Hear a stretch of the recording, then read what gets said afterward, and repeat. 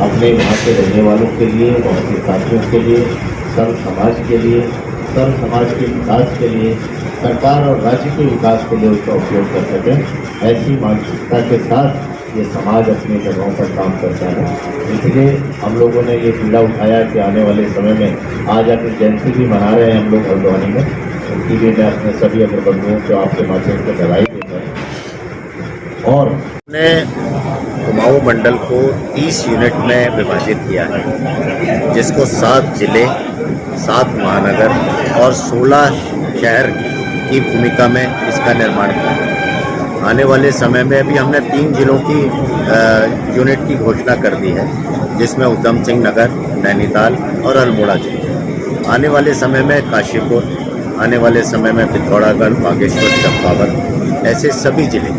जो भी हमारे बचे हैं, उन 4 जिलों की भी घोषणा हम शीघ्र कर रहे हैं। इसमें हम अगर समाज की पूरी जो संगठन की रूपरेखा बनाएंगे, अगर समाज को जागृत करेंगे, उसको चिन्हित करेंगे और प्रयास करेंगे कि वो बेहतरीन रोल में सर्व समाज के लिए, समानता के लिए, सहृदयता से सहकारिता के लिए एक अच्छा काम, एक अच्छी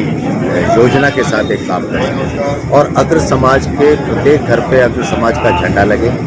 अगर समाज के प्रत्येक घर में महाराजा हुसैन की आरती हो, अगर समाज की जहाँ भी मूर्ति जिस शहर में है वहाँ पर निरंतर उसमें माल्यार्पण और आरती हो, इस टाइप की योजना के साथ, ताकि समाज जागृत भी हो।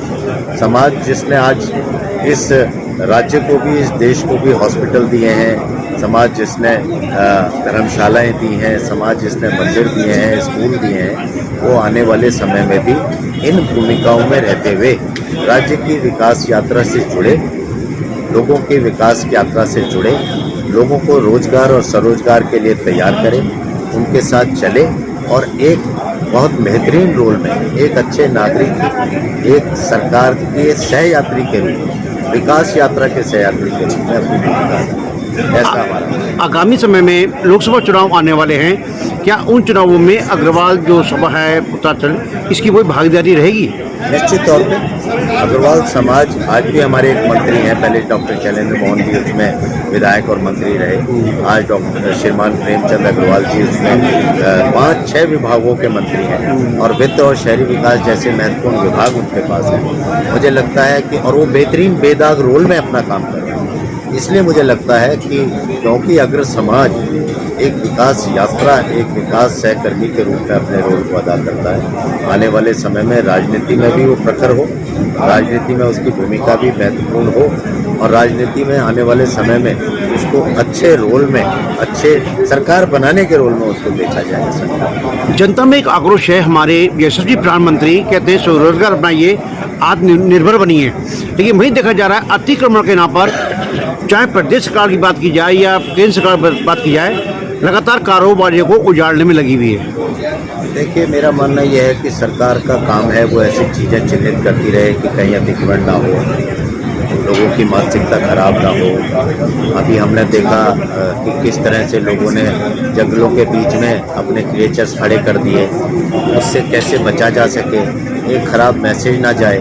उस सब के लिए सरकार जागरूक रहे। हम चाहते ही नहीं कि व्यापारी किसी तरह के अतिक्रमण में जुड़े या अतिक्रमण करे, और व्यापारी कभी इस भूमिका में रहता भी नहीं। व्यापारी सीधा सीधा अपना काम करता है, अपने परिवार को पालता है, 4 लोगों को रोजगार देता है, सरकार को राजस्व देता है, एक एसेट के रूप में सरकार के और राज्य के साथ खड़ा होता है। उस भूमिका में व्यापारी और उद्योगपति निश्चित तौर पर अपनी बेहतरीन भूमिका में रहें, ऐसा हो। वहीं देखा गया हल्द्वानी में कई व्यापार मंडल हैं, प्रांतीय उद्योग मंडल भी एक, लेकिन ऐसा देखा जाता है कि वो अपनी बात अधिकारियों को आगे छोटे व्यापारियों के पक्ष में नहीं रख पाते हैं। नहीं, देखिए, प्रांतीय उद्योग व्यापार प्रतिनिधि मंडल का स्वयं मैं